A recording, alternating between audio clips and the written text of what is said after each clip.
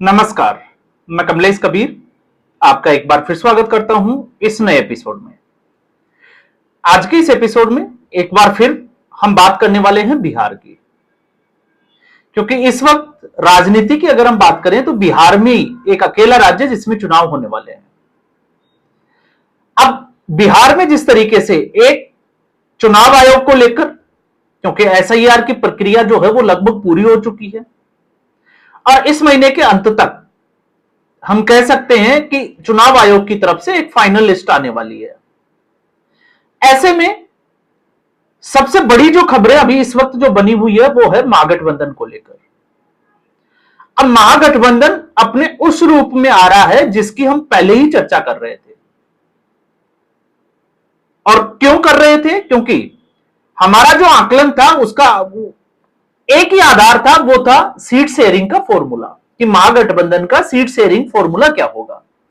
क्योंकि seat sharing पर आते ही महागठबंधन का पेच फंसने वाला है। क्यों फंसने वाला है? क्योंकि एक तरफ राहुल गांधी की वोटर अधिकार यात्रा और दूसरी तरफ तेजस्वी यादव की बिहार अधिकार यात्रा।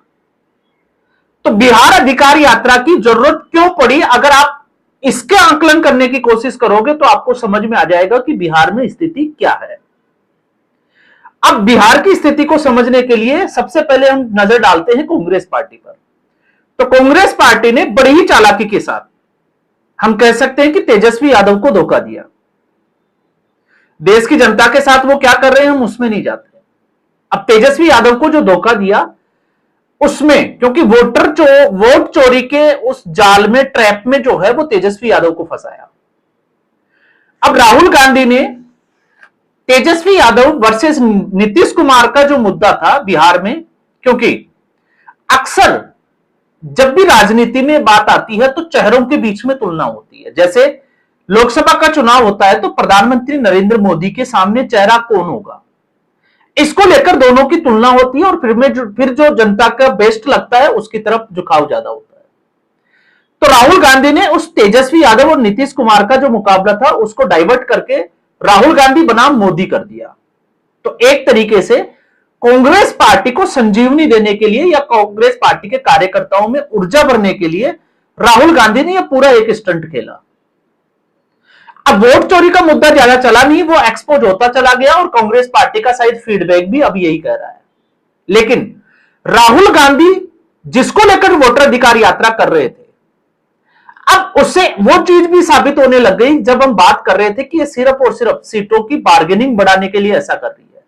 तो कांग्रेस पार्टी की दिल्ली में स्क्रीनिंग कमेटी की एक बैठक हुई और उस बैठक में जो निर्णय लिया गया वो निर्णय यह है कि कांग्रेस पार्टी लगभग जो है वो 78 सीटों पर चुनाव लड़ेगी, या गठबंधन में अपने जो सीटों का जो शेयरिंग होगा उसमें 78 सीटें सामने रखेगी। अब पिछले चुनाव में अगर आप देखते हो, ये जब मैं इस आकलन पे आता हूं तो ये क्यों कह रहा हूं, अब आपको इसको समझने की जरूरत है। 2019 के लोकसभा चुनाव में कांग्रेस पार्टी के पास सिर्फ एक सांसद हुआ करता था। अब एक सांसद हुआ तब कांग्रेस पार्टी को सीटें मिली 70 विधानसभा चुनाव में, जो उसके बाद हुआ, और 70 में से कांग्रेस पार्टी का स्ट्राइक रेट रहा 19। तो 19 सीटों पर जीत प्राप्त की और लगभग 43 सीटों पर कांग्रेस पार्टी जो है वो सेकंड रनर अप रही। तो इसको मिलाकर 63 के आसपास सीटें जो है जिसका कैलकुलेशन कांग्रेस पार्टी करके बैठी है कि ज्यादा नहीं तो 63 सीटें तो कांग्रेस पार्टी की झोली में आनी ही चाहिए। लेकिन 2024 के लोकसभा चुनाव तक आते आते कांग्रेस पार्टी ने अपने सांसदों की संख्या 1 से 4 कर ली, 3 जिसमें कांग्रेस पार्टी के हैं और एक पूर्णिया का सांसद पप्पू यादव। तो कांग्रेस पार्टी इस लिहाज से अपनी बार्गेनिंग पावर को बढ़ा रही है और उसमें फिर तड़का लगा दिया वोटर अधिकार यात्रा का। तो कहीं ना कहीं कांग्रेस पार्टी ने सीधे तौर पर तेजस्वी यादव पर दबाव बनाने की कोशिश की और तेजस्वी यादव को मुख्यमंत्री का चेहरा भी घोषित नहीं किया। यह कांग्रेस की रणनीति का एक हिस्सा था।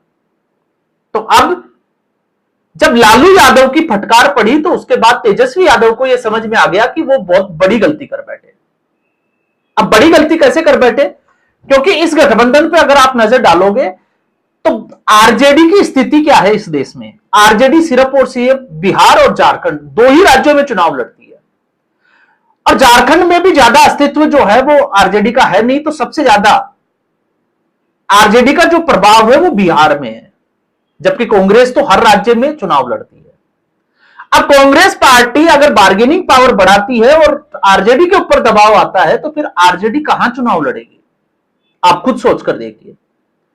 अब ऐसी स्थिति में तेजस्वी यादव ने अपनी भूल सुधारने के लिए बिहार अधिकार यात्रा शुरू की, लेकिन बिहार अधिकार यात्रा जैसे जैसे अपने समापन की तरफ जा रही है, क्योंकि आज जब आप ये वीडियो देख रहे हो तो आज उसका आखिरी दिन है। जहानाबाद से वो चली थी और फिर आपको पता है वो वैशाली में जाकर खत्म होगी। वो 10 जिले वोटर अधिकार यात्रा में छूट गए थे। लेकिन अब महागठबंधन में जो मुसीबत थी सीट शेयरिंग की, उससे ज्यादा बड़ी मुसीबत तेजस्वी यादव के सामने, और वो आ गई परिवारवाद की। अब खबर क्या है, पहले हम थोड़ा सा उसको समझ लेते हैं। तेजस्वी यादव की इस यात्रा में बस के आगे, आपको पता होगा, आगे के हिस्से में एक सीट लगाई गई थी जिसके ऊपर तेजस्वी यादव जितने भी जो उसके फॉलोवर्स जो रास्ते में मिलते थे उनको वेव ऑफ करते थे, हाथ हिलाकर इशारा करने वाला। अब तेजस्वी यादव जब क्रिकेट खेलते थे तो उनके एक दोस्त हुआ करते थे, संजय यादव। अब संजय यादव हरियाणा से बिलोंग करते हैं, तो संजय यादव को तेजस्वी यादव ने जो है वो अपना सलाहकार बनाया और उस सीट के ऊपर संजय यादव को भी बैठा देखा गया। अब कुछ लोगों ने, आरजेडी के कुछ नेताओं ने इसको एक मुद्दा बना लिया। और ये मुद्दा क्यों बना? क्योंकि इस वक्त आरजेडी संगठित नहीं है, आरजेडी परिवारवाद की वजह से टुकड़ों में बंटती हुई नजर आ रही है।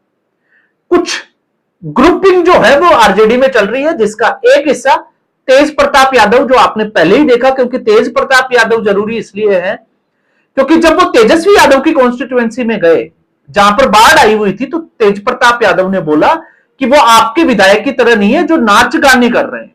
आप ये एक चीज समझना, मैं जनता के भलाई के लिए काम कर रहा हूं, मैं बाढ़ प्रभावित क्षेत्रों का दौरा कर रहा हूं और मुख्यमंत्री पद की मेरे को लालसा नहीं है। तो ये सीधा टारगेट किया तेजस्वी यादव को।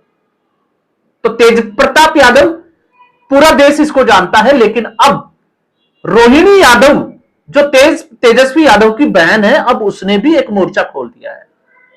क्योंकि जिसकी बात कर रहा हूं, जिस मुद्दे की, संजय यादव को लेकर, तो अब परिवार में ये चीजें आ रही है कि परिवार जो है वो अपने लोगों से दूरियां बना रहा है तेजस्वी यादव, और पूरी पार्टी के ऊपर कब्जा जमाने की कोशिश कर रहा है।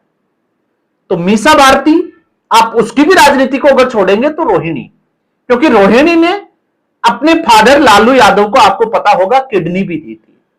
तो रोहिणी यादव भी यह चाहेगी कि उनकी राजनीति जो है, या राजनीतिक जो दबदबा है इस पार्टी में बढ़े, उनका कद बढ़े।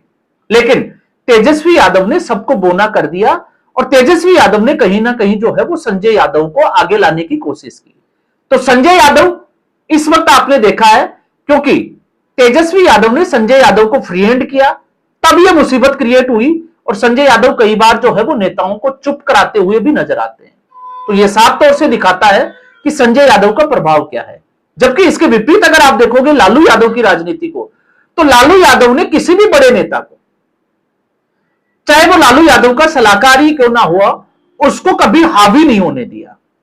और हावी कैसे नहीं होने दिया, आपने देखा होगा, जब ये महागठबंधन बना था, इंडिया अलायंस की मैं बात कर रहा हूं, नीतीश कुमार के नेतृत्व में, तब राहुल गांधी को दूल्हा बनाने की बात कर रहे थे लालू प्रसाद यादव, क्योंकि देश में राहुल गांधी और बिहार प्रदेश में तेजस्वी यादव, लालू यादव की नजर जो है वो मुख्यमंत्री की कुर्सी पर थी।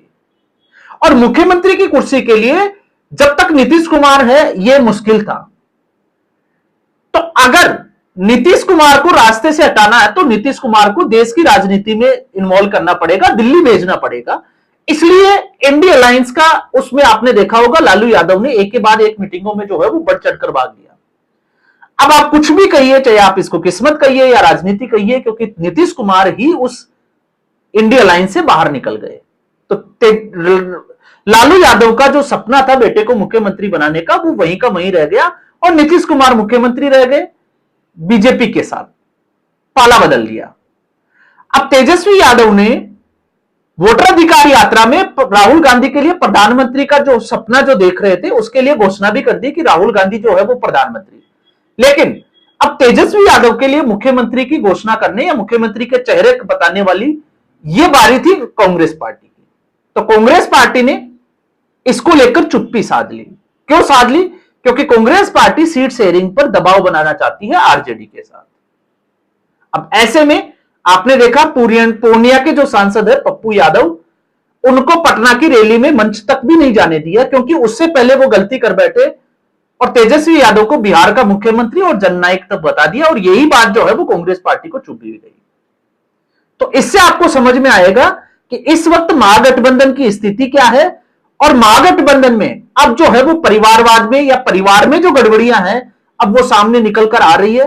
तो ऐसा ना हो कि कांग्रेस के चक्कर में, क्योंकि कांग्रेस का तो बिहार में ज्यादा कुछ है नहीं, कहीं आरजेडी जो है वो पिछले के मुकाबले जो है वो और कमजोर हो जाए इस चुनाव परिणाम के बाद, और यही होता हुआ जो है वो अब तक नजर आ रहा है। तो इस एपिसोड में फिलहाल इतना ही। उम्मीद करूंगा वीडियो एपिसोड आपको पसंद आया होगा। वीडियो को लाइक करें, शेयर करें, चैनल जरूर सब्सक्राइब करें। धन्यवाद।